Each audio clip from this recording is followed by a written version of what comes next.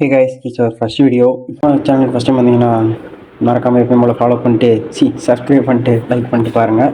அப்புறம் நம்ம எதை பற்றி பார்க்க போகிறோன்னு சிஎஸ்கில் சப்போர்ட் ஒருத்தன் எடுத்தாங்களே பவுலர்னு சொல்லிட்டு, அவன் யாருன்னு சொல்லிட்டு ரொம்ப பேர் கேட்டிருந்தீங்க. அவர் ஆக்சுவலாக எல்லா மேட்சும் பார்க்குறதுனால போன சீரீஸில் இங்கிலாந்து நியூஸ்லாந்து இருந்தாங்க. அந்த சீரீஸாக மொத்தம் 10 பண்ணார். ஜோ ரூட் ஒரு விக்கெட் எடுப்பார், தான் எனக்கு என்ன கண்ணு முன்னாடி அப்படி நிற்கிது. அதனால தான் இவரை ரொம்ப ஹோப் பண்ணேன்.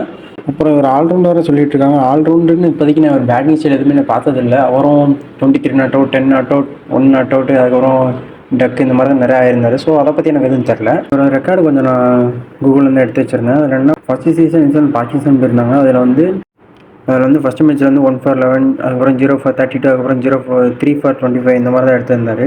அப்புறம் இங்கிலாந்து டூர் வந்து பார்த்தீங்கன்னா இந்த சீரீஸ் ஃபுல்லாக நல்லா எக்கானமியெல்லாம் தான் போட்டார். பட் நான் ஒரு இங்கிலாந்து ஃபேனாக அதை பார்க்க ரொம்ப கஷ்டமாக தான் இருந்தது. ஏன்னா ஜோ ரூட்டை 2 டைமு 3 டைம் எடுத்திருந்தார். ஜேமி ஸ்மித், ஹாரி ப்ரூக் யாரையுமே விடாமல் எல்லாத்தையும் எடுத்து வச்சிருந்தாரு. அது கொஞ்சம் கஷ்டமாக தான் இருந்துச்சு.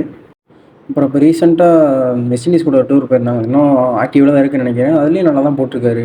2 விக்கெட்டு. T20 கொஞ்சம் அடி வாங்கினாலும் டெஸ்ட்லலாம் நல்லா தான் போட்டிருக்காரு. பட் எக்ஸ்பெக்ட் பண்ணுவோம் நல்லா பண்ணுவார் அப்படின்ட்டு. இங்கே பண்ணலான்னா மும்பையில் அப்படிலாம் தர்மசாலாவில் அந்த மாதிரி ஸ்விங்கிங் கண்டிஷனில் தான் நல்லா பண்ணுவார்னு கொஞ்சம் கண்டுப்போம். பட் சேப்பாக்கில் கொஞ்சம் ஒருத்தர் தான் நான் நினைக்கிறேன். நீங்கள் என்ன நினைக்கிறீங்கன்னு சொல்லுங்கள். அப்புறம் நம்மளுக்கே தெரியும், ஏதாவது ஒரு நல்ல பிளேயர் இல்லை ரொம்ப லோவான பிளேயர்னு சொல்லிட்டு ரொம்ப கேவலப்படுத்திட்டு சிஎஸ்கே வந்தாங்கன்னா அவன் நல்லா பண்ணுறதை ரொம்ப வருஷமாக பார்த்துட்டு தான் இருக்கும். ஸோ இவரே அந்த மாதிரி நம்புவோம்.